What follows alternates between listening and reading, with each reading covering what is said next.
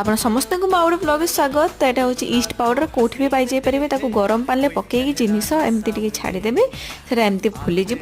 ମୁଁ ଆଜି ଗୋଟେ ପାର୍ସଲ ତିଆରି କରିବାକୁ ଯାଉଛି ଡୋମିନୋଜର, ପେଟିସ୍ ବି କହିପାରିବେ। ଚିଜ୍କୁ ଆପଣ ଏମିତି କାଟିଦେବେ, ୟା ତ ଫିର୍ ଏମିତି କରିଦେବେ। ପନିପରିବା ଆମକୁ ବହୁତ ଅଳ୍ପ ଟିକେ ଦରକାର। ଅଟାରେ ଆପଣ ମସଲା ଟିକେ ପକେଇ ଦେଇକି ସେ ଇଷ୍ଟ ପାଣିଟା ପକେଇ ଦେଇକି ଭଲସେ ଦଳିଦେବେ। କଢ଼ାରେ ଆମେ ସବୁ ଏବେ ଯେତିକି ପନିପରିବା ନେଇଥିଲୁ ତାକୁ ପକେଇବା, ମସଲା ଟିକେ ପକେଇବା, ଆଉ ମେୟୋନିଜ୍, ସେଜୱାନ ଚଟନି ଆଉ ଟମାଟୋ ସସ୍ ପକେଇକି ଭଲ ଭାବରେ ସଟେ କରିଦେବା। ଯେଉଁ ଅଟା ଆମେ ରଖିଥିଲୁ ଚକଟିକି ତାକୁ ଆଉ ଟିକେ ଭଲ ଭାବରେ ହାତ ମାରି ଦେଇକି ତାକୁ ଭଲ ଗୋଟେ ରାଉଣ୍ଡ ସେପ୍ ଦେଇକି ଅଳ୍ପ ବେଲିବା। ତା ଉପରେ ଆମେ ମେୟୋନିଜ୍ ଆଉ ସେଜୱାନ ଚଟନିର ପେଷ୍ଟ ଲଗାଇବା, ତାକୁ ତିନି ସାଇଡ଼୍ରୁ ଏମିତି ମୋଡ଼ିଦେବା। ତାପରେ ତା ଉପରେ ଆମେ କରିଥିବା ମସଲାଟାକୁ ରଖିକି ଚିଜ୍ ଟିକେ ରଖିକି ତାକୁ ତିନି ଜାଗାରୁ ଏମିତି ଫୋଲ୍ଡ କରିଦେବା। ତା ଉପରେ ଆପଣ ଚାଟ୍ ମସଲା କି ଜିରା ପାଉଡ଼ର ପକାଇ ପାରିବେ। ଦେଖନ୍ତୁ କେତେ ସୁନ୍ଦର ହେଇକି ବାହାରିଛି।